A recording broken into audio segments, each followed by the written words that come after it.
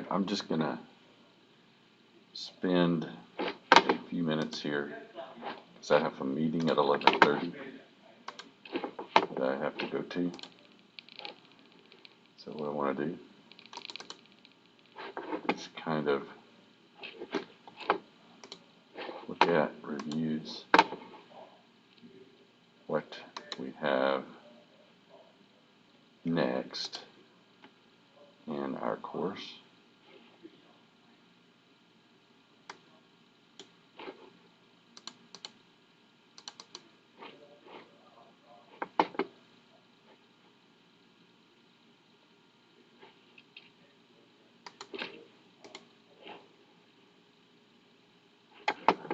Okay. Apparently I may not be doing anything today because, alright, well,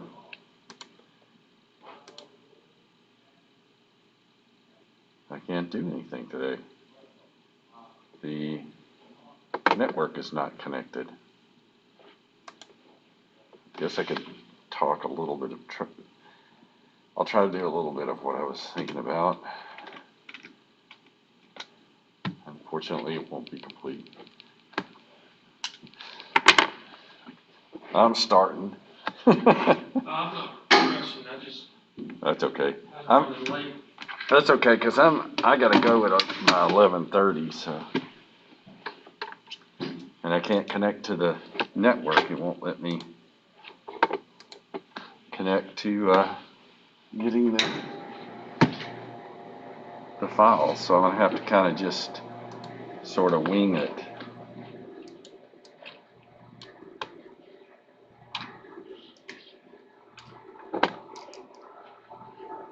So that's kind of what I'm gonna do. So you'll probably get a not so good lecture, but hey, that's okay. So there's a section in there about centroids, and you've actually already seen evidence of it. That's supposed to be a square. So if you had a block or a box, I don't remember if he does A and B this way or which way, but he has in there, if you want to find a centroid, let me check again. I can't believe that. There's nothing I left over here. Let's see. There's 2 or 3 ways you could describe this. One is x bar dA. The other is sum of all the x's times area over the sum of all the areas. This is what's commonly called a composite. So I might do the composite first and then go back and do this when I can get to the book. So if you looked at an object like that, you would recognize, or you should recognize, if it's homogeneous, and we'll derive this maybe next time, a over 2, and this one would be, I've already interfered with what I was going to do there, so this is b over 2.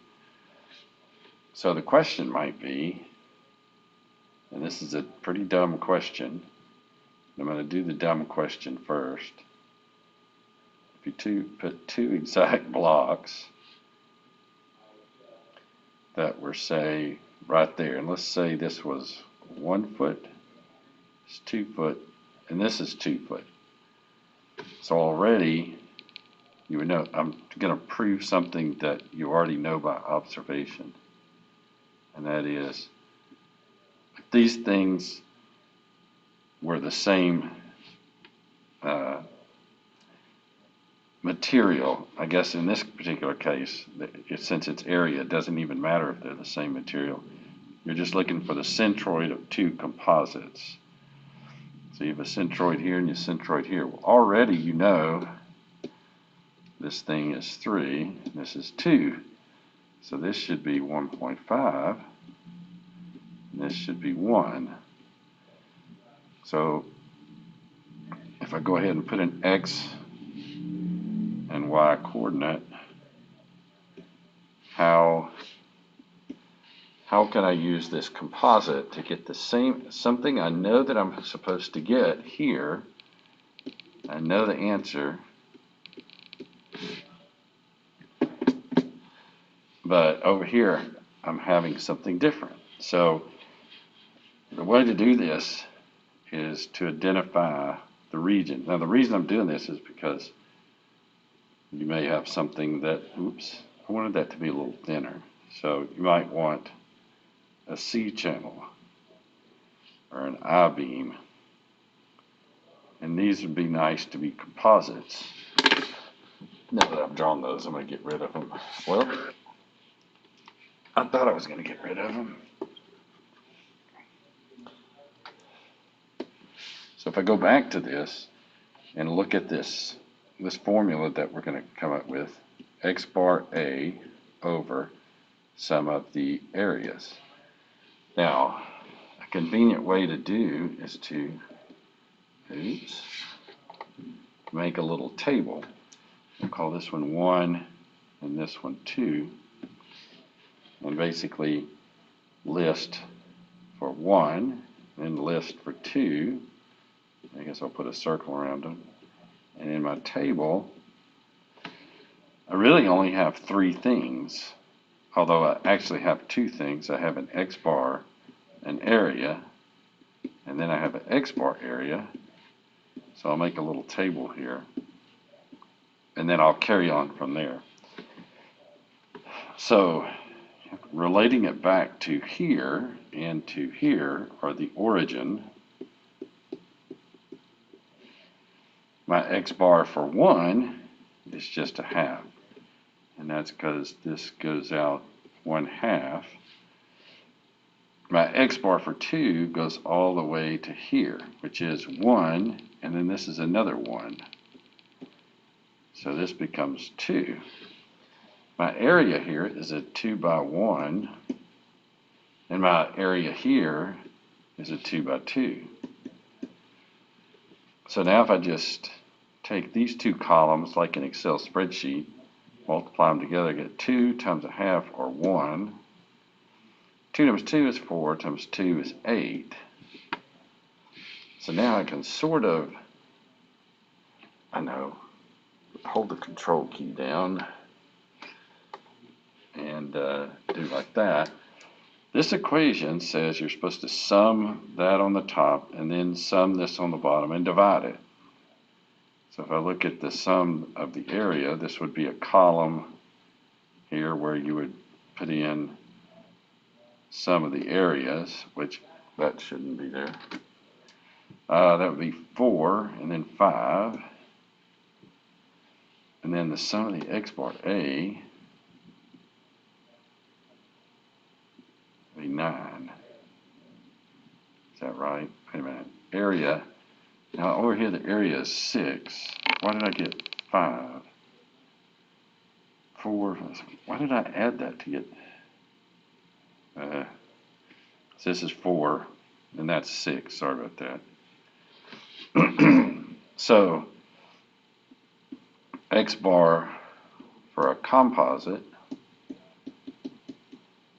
looks kind of a strange subscript, is the X bar area of each.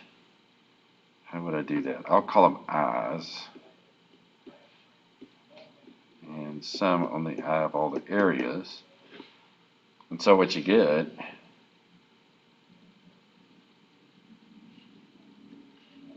is a 9 over a 6. Let me shrink it again.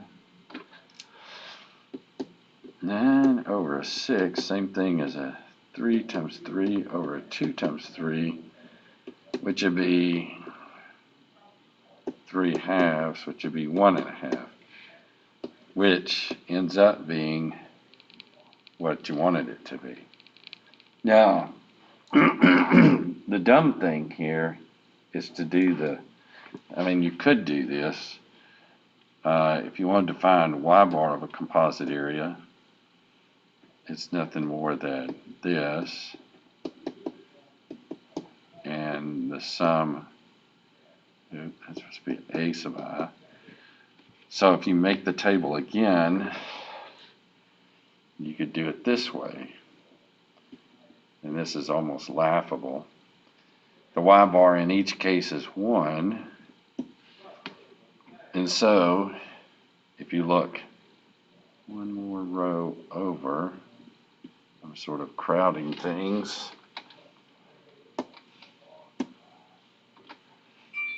And y bar area, okay, the area, look back here, is 2 times 1 or 2. 2 times 2 is 4, back over here, times 1, it just gives you 4. So, here, let's do this.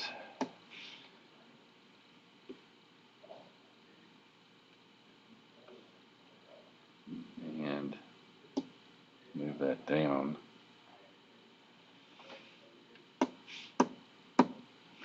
And get back here.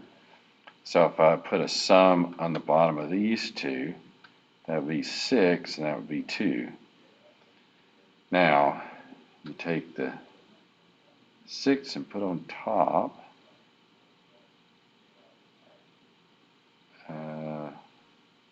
Did I do that right? And then the 2 put on bottom, but hang on a second. It's not, I got that backwards. Hang on, whoa. I actually don't need that column. I already have the area. So yeah, put 6 on top.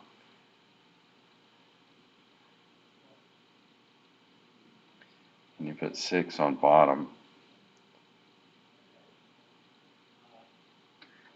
And you get y bar is equal to 1. But you knew that from the beginning because there was no difference. These are both at 1 up there to begin with. That's why I initially said it was laughable. So if you start from composites and go backwards, you'll find, okay, so here I'll go to composites. So that may make sense a little bit more, but let's write it this way. Well, okay, A X bar. Say sum on I. And usually, if you look at this kind of stuff, you'll realize integrations and summations, one comes from the other, or the other comes from one, or something like that. So what you'll find out in the standard look is something like this.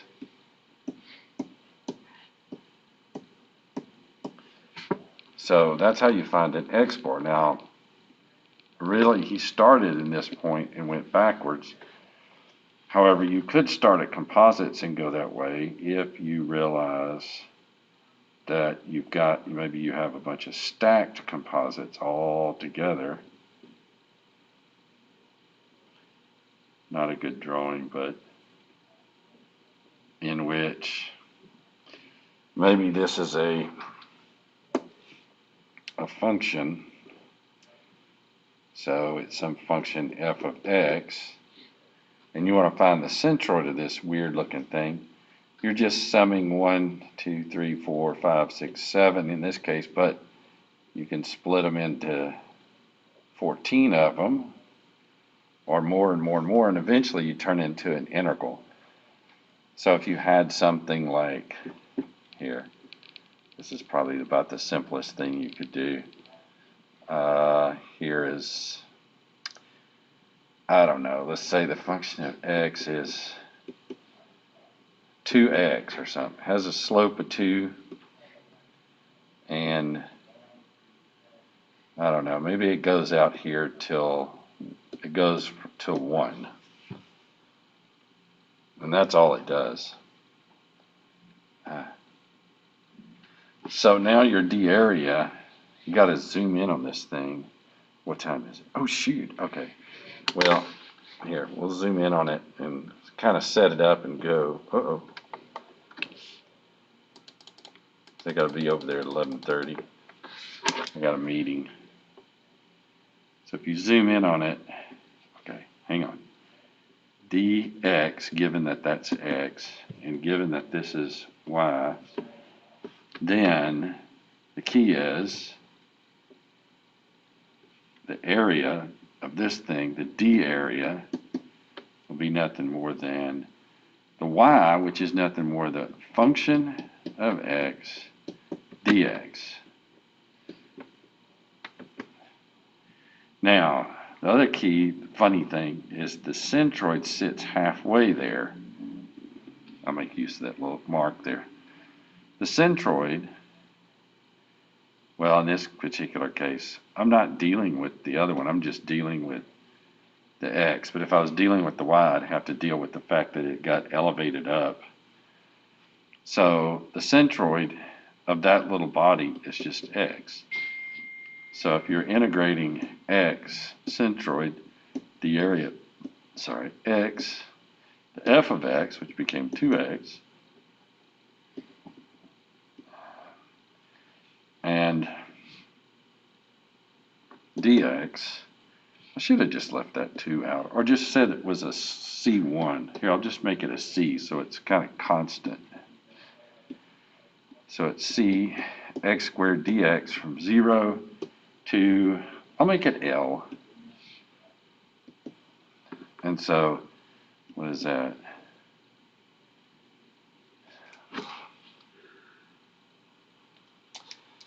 X to the third over 3. I don't know what got on me there. From 0 to L. I shouldn't even have put that 2 in there. And then you got to divide that by the integral of the area, d area, which is nothing more than the integral of, I guess I'll leave the c, x dx. And so if I start messing with the bottom, I see 2 over 2, got that c. I should have left that out. From 0 to L, top one becomes L third over 3 with a c. Bottom one becomes L 2. Wait, I've got this thing messed up a little bit. Anyway, I got 6 minutes to get over there. So I may pick this up if you don't mind. I may pick it up from, but and I guess I didn't realize Friday is fall break, right? Yeah, so. Pick it up Monday? Huh? Pick it up Monday? Yeah, we'll pick it up on Monday. This will be left right here, so I'll just pick it up Monday after spring break. So maybe the book will be back available. I don't know what the deal is. So I cannot attach to the library. I don't have any. If I go to my directory, main unavailable, OneDrive, nothing there. Oh man, they've got everything's goofed up. So anyway.